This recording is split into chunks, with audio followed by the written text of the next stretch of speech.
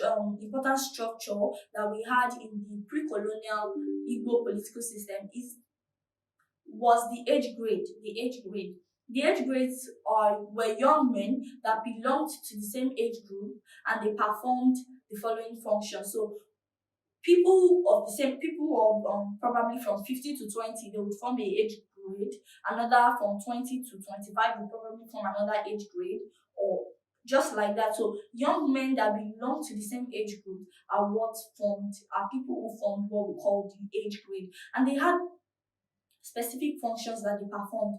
They were part of the administration of the village. They were part of those that you would remember that we said that the Igbos, they did not have a centralized system. They diffused the powers to different bodies. So the age grade also had their own power in the administration of the Igbo pre-colonial times. They had the functions they play in the administration. They were the ones that were in charge of the defense of the village, unlike the Hausa pre-colonial system, where the Madwaki is the commander of the army and was in charge of defending the emirate from external attacks. In the Igbo pre-colonial times, the age grades are the ones that defend the village, and then they were important. They were the ones that maintained law and order in the Igbo pre-colonial time. So whenever somebody offended, they were the ones to melt out punishment. Whenever there was people were fighting, they were probably the one that would settle the fights and all those stuff. So they were important. They were an important structure that maintained law and order in the Igbo pre-colonial times. They were the ones that implemented the policies made by the elders. For example, the elders have said nobody should come out after 7 o'clock in the evening. They were the ones that would make sure that policy they made is followed. So whoever is outside, get back to your house. There is also the age grade also performed the function of the ceremonial and cultural function. So they were in charge of ensuring that the annual festivals went on well, and they also performed cultural duties. They would dance in the ceremonies, and they were in charge of ensuring ceremonial and cultural functions. They were in charge of the ceremonial and cultural functions. The next structure we'll be looking at in the Igbo pre-colonial period is how executive functions were carried out in the Igbo pre-colonial times. The affairs of the village were from time to time discussed by the family heads, which form the council of elders. So the affairs of the village were discussed by the family heads, and every adult had the power to contribute. So if the person was an adult, then the person could contribute when issues affecting them. When the elders were discussing issues affecting them. The next thing we'll be looking at is legislative functions. The villagers made the rules, the laws themselves. Unlike the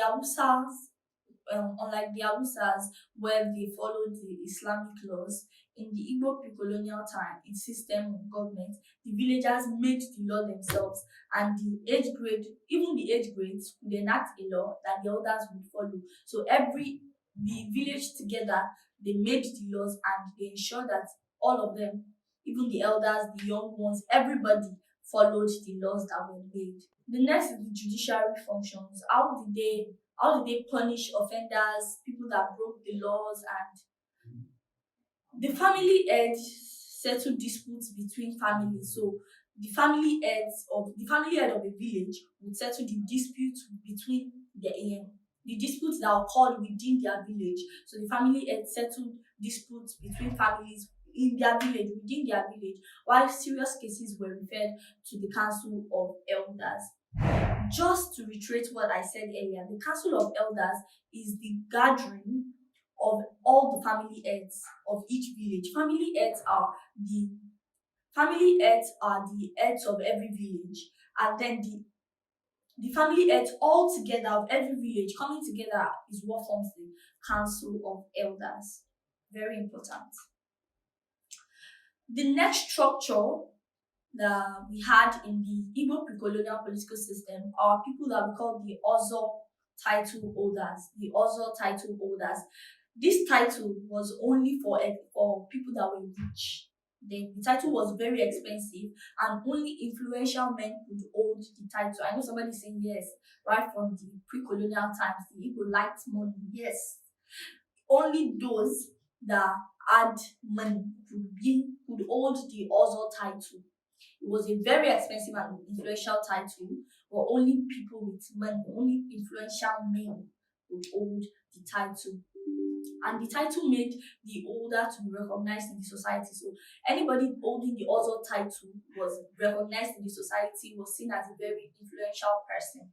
And the title also awarded the elders the opportunity to preside over meetings on issues affecting the communities with the elder. So also title holders could equally sit among could sit among the council of elders and preside over meetings that the council of elders were discussing. So holding this other title gave them the opportunity to sit among the elders when they were discussing issues and also preside over the meeting. So it was a very influential title. The older was recognized in the society, and it was a very expensive title because only rich people could hold the other title. The next is the fact that back in the Igbo pre-colonial times, succession to leadership was not hereditary. Because your daddy is the opera does not mean you will become the opera. The opera title was given to whoever they felt that yes, this person can preside over our meeting, not based on the fact that your father was the opera holder or not. And I know during the course of this, someone is thinking, oh, back in the or in when we watch Igbo movies on African magic, we have kings and queens and this. But back in the colonial times, the Igbo did not have a king, they did not have